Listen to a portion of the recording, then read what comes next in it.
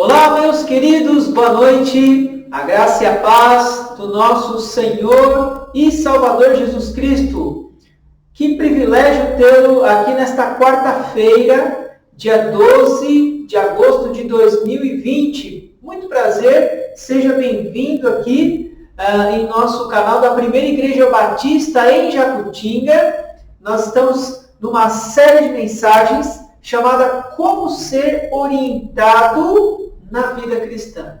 Certamente nós passamos por grandes desafios em nossos tempos. Certamente, quando nós vivemos e caminhamos com Jesus, são momentos desafiadores que nós enfrentamos. E a palavra de Deus é uma regra de fé e prática que o Senhor Jesus nos deixou com a sua vida, com os seus ensinamentos, treinou os seus apóstolos, discipulou um a um, viveu com eles, e nós temos hoje aqui a sua palavra. Deus se revela através da sua palavra. E hoje nós temos então a possibilidade de nós aprendermos diariamente com a palavra do Senhor. Como eu disse, estamos nesta série de mensagens no intuito de fortalecer a sua fé, firmar a sua fé, fortificar os seus músculos espirituais em Cristo Jesus em meio a todas as adversidades que você tem enfrentado na sua vida. E o tema nesta oportunidade, onde nós vamos compartilhar, é Tende amor intenso. Tende amor intenso. O nosso texto, nós estamos então trabalhando nesta série de mensagens, e o nosso texto base é 1 Pedro, capítulo 4, versículos de número 7 até número 11, que diz assim: Ora, o fim de todas as coisas está próximo. Sede, portanto, criteriosos e sóbrios, a bem das vossas orações. Acima de tudo, porém, tende amor intenso uns para com os outros, porque o amor cobre multidão de pecados. Sede mutuamente hospitaleiros, sem murmuração. Servir uns aos outros, cada um conforme o dom que recebeu, como bons despenseiros da multiforme graça de Deus. Se alguém fale de acordo com os oráculos de Deus. Se alguém serve, façam na força que Deus supre, para que em todas as coisas seja Deus glorificado por meio de Jesus Cristo, a quem pertence a glória e o domínio pelos séculos dos séculos. Amém. Vamos orar? Deus querido, muito obrigado nesta oportunidade. Que privilégio nós temos de aprendermos um pouco mais com a palavra do Senhor. A nossa oração, Pai, nesta oportunidade, é que o Senhor ministre em nossos corações, que Teu Espírito Santo, que habita em cada um daquele que experimentou a regeneração, daquele que entregou a sua vida a Jesus, e aquele que hoje talvez se identifique e deseja entregar a sua vida, que o Senhor fale de forma profunda a cada um de nós. Muito obrigado, Deus, pela exposição da Tua palavra, e que o Seu nome seja glorificado eternamente. Amém. Muito bem, nós lemos o texto de 1 Pedro, capítulo 4, versículo de número 7 até número 11. E o nosso tema é Tende amor intenso. Sempre relembrando que o apóstolo Pedro, ele está diante de um contexto difícil, de um cenário de perseguição, de um cenário de desafio àqueles que estavam colocando em prática a sua fé. Muitos ali estavam vivendo perseguições e tantas outras coisas que o início do cristianismo ele estava vivendo. Após as suas, então, experiências de sofrimento, o apóstolo, então, Pedro, ele orienta, ele exorta e, acima de tudo, ele anima os corações daqueles irmãos que estavam dispersos na Ásia. E, de fato, em meio a todo esse contexto, o discípulo, ele relembra aquilo que Cristo havia falado para ele. Pedro, ele recebe ali uma tarefa, ele recebe uma orientação e uma ordem de Cristo, que ele deveria apacentar as ovelhas, ele deveria cuidar dos cristãos. Só que quando ele recebeu esta informação de Cristo, quando ele entendeu isso de Cristo, ou pelo menos que ele recebeu essa informação, Pedro ainda não estava experimentado, Pedro ele ainda não estava devidamente preparado. E Cristo foi fazendo aquilo que era necessário. E quando Jesus Cristo foi assunto ao céu, Pedro então, com os seus discípulos, os outros discípulos, de fato iniciaram a sua grande tarefa aqui neste mundo. A mensagem então do apóstolo aos irmãos da época trazia uma mensagem de consolo, uma mensagem de orientação em meio àquela situação caótica, em meio ao sofrimento que eles estavam passando ali. E nesta oportunidade, eu gostaria de ver com você pelo menos 4 condutas para a vida do servo de Deus. 4 condutas para a vida do servo de Deus. A primeira que nós podemos encontrar neste texto, a primeira conduta, é a seguinte: seja prudente. Versículo de número 7, novamente diz assim: ora, o fim de todas as coisas está próximo. Sede, portanto, criteriosos e sóbrios, a bem das vossas orações. Ainda focalizada no juízo, que foi o que nós dissemos na mensagem anterior, o apóstolo impõe a conduta e o autocontrole. Ele exorta, ele orienta que nós devemos agir com prudência.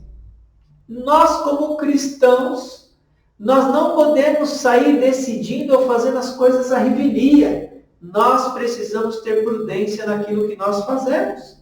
A vida cristã deve ser vivida de forma sadia e mediante a prudência em nossas ações. Tudo aquilo que nós fazemos, nós precisamos observar, nós precisamos avaliar. Nós temos que ter um olho criterioso. E aquilo que nos ajuda a sermos mais criteriosos nas decisões para a nossa vida é a Bíblia, porque ela é a nossa regra de fé e prática. Observando então o nosso tempo presente, é fundamental que nossas ações devam ser pensadas previamente, não deixando a impulsividade, aquele imediatismo, aquelas ações imediatas tomar conta de nossos pensamentos. Por isso, Pedro ele falou com muita propriedade. Ele disse o seguinte: sede, portanto, criteriosos e sóbrios. Nós devemos agir assim como a palavra de Deus nos orienta. Quando nós pensamos na palavra criterioso, nós pensamos também em sensatez. Nós devemos ser servos cautelosos, cristãos ajuizados, judicioso, acertado, fundamentado. As nossas ações ou decisões, elas precisam ter fundamento, elas precisam ter base. E claro, nós precisamos ser honestos. Honestos com nós mesmos, honestos com aquilo que Deus confia a nossa vida e a nossa mão, honestos com a nossa vida com o Senhor, a nossa vida de oração, o nosso tempo de meditação, honestos inclusive com as nossas finanças e devolver aquilo que é do Senhor e justo. E entrando também no crivo da criteriosidade, nós também temos que pensar na justiça. Ou seja, a justiça é de Deus, mas nós precisamos ser corretos naquilo que nós fazemos. Temos que ser ponderados, temos que ser prudentes, racional. Nós precisamos pensar. Deus, ele nos criou, ele criou uma mente que pensa. O Espírito Santo, ele é um ser também de luz, ele é a terceira pessoa da Trindade, ele habita no seu coração e no meu coração. Ele tem sentimentos também e ele nos ajuda a agirmos de forma prudente, racional, refletindo. E as nossas ações elas devem ser feitas de maneira segura. Se nós temos dúvida naquilo que nós fazemos, como que nós vamos fazer aquilo que nós estamos pensando? Nós precisamos ter sobriedade. Nós precisamos ser criteriosos para aquilo que nós vamos fazer. Ele também fala assim, sejam, portanto, criteriosos e sóbrios. Ou seja, precisamos ser servos, cristãos moderados, cristãos controlados. Existem dois tipos de crente ou de cristão. Existe o cristão carnal e o cristão espiritual. O crente carnal e o crente espiritual. O crente carnal é aquele que age na impulsividade. Aquele que age sobre a carne, que lidera a sua vontade, as suas ações e os seus pensamentos. Aquele que dá resposta de muitas vezes imediata, que não pensa ao falar, que ofende com as suas palavras, mas o crente que de fato é criterioso e ele é sóbrio, ele não age na carnalidade, ele age no espírito, que foi o tema passado, no domingo passado. Domingo retrasado, nós precisamos agir de forma mais controlada nas nossas ações. Precisamos ser crentes mais regrados na nossa conduta, na nossa caminhada cristã, nos nossos relacionamentos com as pessoas, um crente mais equilibrado. E Jesus Cristo, ele nos mostrou como sermos equilibrados emocionalmente. Se nós agirmos por emoção, se nós não tivermos um empoderamento, como que nós agiremos? Como que nós cresceremos? E Deus nos dá o privilégio, as oportunidades de vivermos dias difíceis. Porque os dias difíceis serão usados para forjar o nosso caráter e desenvolver a nossa espiritualidade. Muitas vezes nós queremos viver na passividade, na bonança, o crente que está tudo certo, que não se esforça. Esse crente ele vai viver anos a fio na sua caminhada cristã e ele vai perder o privilégio de crescimento. Na verdade, são os relacionamentos difíceis, os tempos difíceis, as situações difíceis que demonstram quem somos e que nos dão oportunidade de crescermos e desenvolvermos as nossas limitações e, inclusive, as nossas necessidades e dificuldades. Nós precisamos ser crentes mais temperantes, crentes mais refreados. Apóstolo Tiago ele fala muito sobre isso quando ele define com muita propriedade o órgão chamado língua, onde aquele homem nenhum consegue domar. E ele traz isso para nós, que nós precisamos ser servos do Senhor, servos de Deus, crentes, temperantes, refreados. Observando o nosso tempo presente, é fundamental que as nossas ações devam ser previamente pensadas.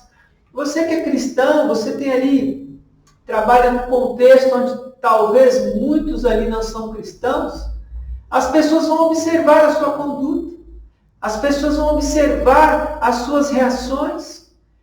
Isso nós vivemos todos os dias, onde quer que nós andemos, nós estaremos de frente a estas situações. O crente ele deve andar com convicção. O crente ele deve andar com a marca de Cristo no seu coração. Perder as coisas não significa perder para esse mundo. Abrir as mãos não significa perder ou abrir mão das coisas desse mundo, mas de fato é permitir que o Senhor transforme a nossa vida e o nosso coração. Mas por que o cristão deve agir desta forma? Você já parou para pensar?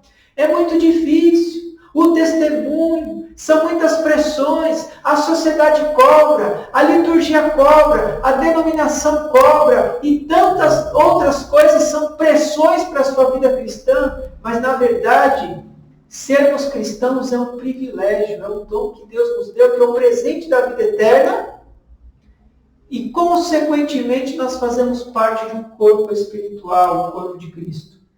Mas nós precisamos lembrar, sabe do quê? Quando nós somos mortos com Cristo, é a vida de Cristo que é vivida em nós. Por isso que nós precisamos observar que a nossa vida ela deve andar com prudência. Será que você está fazendo hoje com a sua vida, o que você está falando, as suas atitudes? Será que Cristo faria no seu lugar a mesma coisa? Será que Cristo faria no meu lugar a mesma coisa que eu faço? É isso que nós precisamos observar e nos atentar com as nossas vidas. As nossas orações devem estar diretamente relacionadas ao que nós estamos vivendo, ao que nós estamos fazendo. Pedir que Deus traga a iluminação. Pedir que o Senhor abra os nossos corações, as nossas mentes, para que nós sejamos cada vez mais servos fiéis a Ele e a Sua palavra. Deus, então, Ele conhece o nosso coração, Ele sabe exatamente o que nós fazemos, Ele sabe o quanto somos ou não maduros o suficiente para fazermos aquilo que nós estamos fazendo hoje. Seja você no seu trabalho, seja você na sua família, como o líder espiritual da sua casa, você como uma esposa submissa ao seu marido, você que desenvolve os seus papéis como pai, e que nós precisamos, como pais, devemos cumprir o nosso papel em casa e na sociedade. Criar filhos no temor de Deus. E certamente você que talvez seja um pouco mais experimentado, e você trilhou todo esse caminho, hoje você contempla, você goza, você aproveita todo o empenho e esforço que você fez lá no passado. Se de fato você fez, certamente Deus vai te presentear com estas coisas. Nós precisamos ser prudentes naquilo que nós fazemos e naquilo que nós falamos. A segunda conduta que nós podemos observar no texto é o seguinte: haja com amor intenso. Haja com amor intenso. Verso 8 diz assim: acima de tudo, porém, tende amor intenso uns para com os outros, porque o amor cobre multidão de pecados. Pedro então exorta aqueles irmãos que estavam dispersos na Ásia para a sua conduta irrevogável, quando ele diz acima de tudo, porém. Não importava a circunstância, não importava a ocasião, não importava o contexto, mas a orientação era esta: acima de tudo, porém. Era isso que Pedro estava falando. Em nossos dias, nós precisamos agir como a palavra de Deus nos orienta a fazermos, não como nós achamos o que deve ser feito. Se a palavra de Deus fala que você deve amar o seu irmão, você deve amar o seu irmão. Se a palavra de Deus fala que se por algum motivo o seu irmão fez algo contra você, ou você fez algo contra o seu irmão, você precisa ir lá na casa dele, você precisa ir no trabalho, ele vir até você, não importa. Vocês precisam retomar o laço. Você deve fazer. Se a palavra de Deus fala que nós devemos perdoar os nossos irmãos, nós devemos perdoar. E é isso que o apóstolo Pedro estava ali orientando. E nós precisamos colocar a praxis da vida cristã. Em nossas ações, nós devemos ter amor intenso uns para com os outros. O que nos move, o que nos une no corpo de Cristo é o amor que nós devemos ter um para com os outros. Quando agimos desta forma, Deus age em nós e passamos a experimentar o que Ele nos ensina. Porque Ele diz o seguinte na sua palavra: porque o amor cobre multidão de pecados. É desta forma que a palavra de Deus fala. E é desta forma que eu e você precisamos caminhar. É desta forma que eu e você, nós como cristãos, precisamos aprender e traçar o nosso caminhar diário. E qual amor é esse que ele está falando, que cobre a multidão de pecados? Certamente não vem de você, não vem de mim, não vem de nós, mas este amor vem do Senhor. Apresentado lá em 1 Coríntios capítulo 13, este é o amor que Deus deseja desenvolver em nós. 1 Coríntios capítulo 13, ele vai falar sobre o amor, a supremacia do amor. O apóstolo Paulo, ele mostra com tanta propriedade a definição do amor de Deus. E é esse tipo de amor que Deus deseja que nós vivamos um para com os outros. Se de fato nós vivemos esse amor, se de fato você vive nesse amor, você está exercendo aquilo que a palavra do Senhor pede para você exercer. A terceira conduta que nós podemos observar nesse texto é a seguinte: aprenda a servir. Aprenda a servir. Versículo 9 e versículo 10 diz assim: sede mutuamente hospitaleiros, sem murmuração. Servir uns aos outros, cada um conforme o dom que recebeu, como bons despenseiros da multiforme graça de Deus. O apóstolo então nos orienta com propriedade quando ele diz o seguinte: sede. Sede, isso está no imperativo. E nós precisamos observar que não é uma opção, mas é uma orientação para você e para mim daquilo que nós precisamos fazer. A nossa conduta, ela deve ser uma conduta que serve. Nós precisamos aprender a servir as pessoas. Cristo, ele nos deu exemplo. Ele disse que ele não veio neste mundo para ser servido, mas ele veio para servir. É isso que ele nos mostrou. Quando ele fala mutuamente hospitaleiros, nós precisamos desenvolver a gentileza, uma atitude afetuosa, uma característica cordial com as pessoas. Quando ele fala sem murmuração, é sem sussurro, sem fofoca, sem maldizer aquelas coisas que estão acontecendo. Mas nós precisamos ter essa conduta de servir as pessoas. O que podemos observar é literal, simplesmente colocar tudo o que temos à disposição do outro. Sabe o que eu quero dizer com isso? E a Bíblia fala sobre isso, que o carro que você tem não é seu, mas é para servir. A casa que você tem, ela não é sua, ela é para servir. Tudo que você tem não é seu, é do Senhor. Você deve ser mordomo, mas o que você tem é para servir as pessoas. Você serve a sua família, você deve servir os seus irmãos, você deve servir alguém com uma determinada dificuldade. É desta forma que nós devemos caminhar. Aquilo que Deus nos dá é para servir. E nós, como cristãos, nós precisamos aprender a servir uns aos outros, servir aos necessitados. E é isso que o Senhor nos orienta com a sua palavra. E a quarta e última conduta que nós podemos aprender no texto é a seguinte: glorifique a Deus com as suas ações. Glorifique a Deus com as suas ações. Versículo 11 diz assim: se alguém fale de acordo com os oráculos de Deus. Se alguém serve, faça-o na força que Deus supre, para que em todas as coisas seja Deus glorificado por meio de Jesus Cristo, a quem pertence a glória e o domínio pelos séculos dos séculos. Amém. Ele começa dizendo no versículo 11 assim: se alguém fala. O apóstolo, então, ele estende a ideia da mordomia introduzida lá no verso 10. Olha só o que diz ali o versículo 10 novamente. Servir uns aos outros, cada um conforme o dom que recebeu, como bons despenseiros da multiforme graça de Deus. Então, ele estende essa ideia da mordomia.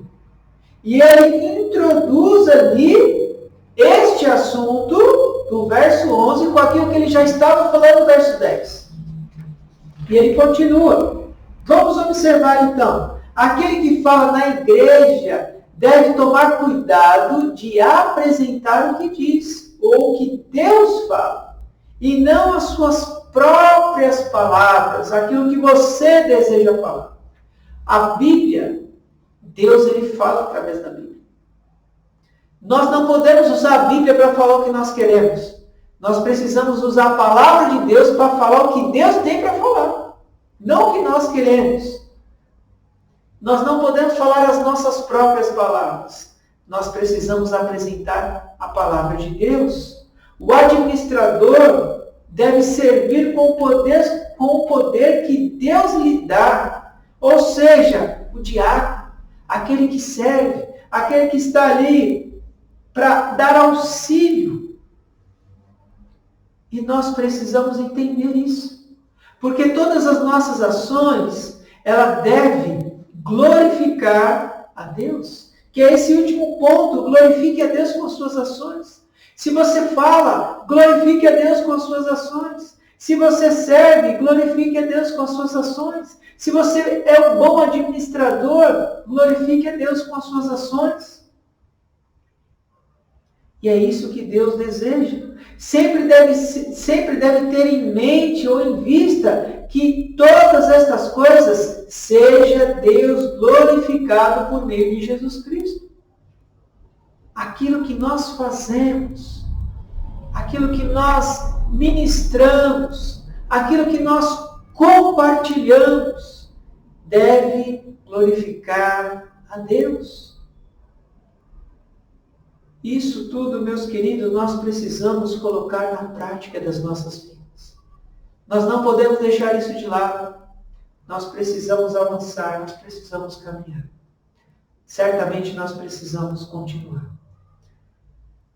Neste caso, Pedro insere uma bênção, dando glória a Deus pelo que ele acabou de dizer. E ele continua lá no finalzinho do versículo 11. Seja Deus glorificado por meio de Jesus Cristo, a quem pertence a glória e o domínio pelos séculos dos séculos. Amém.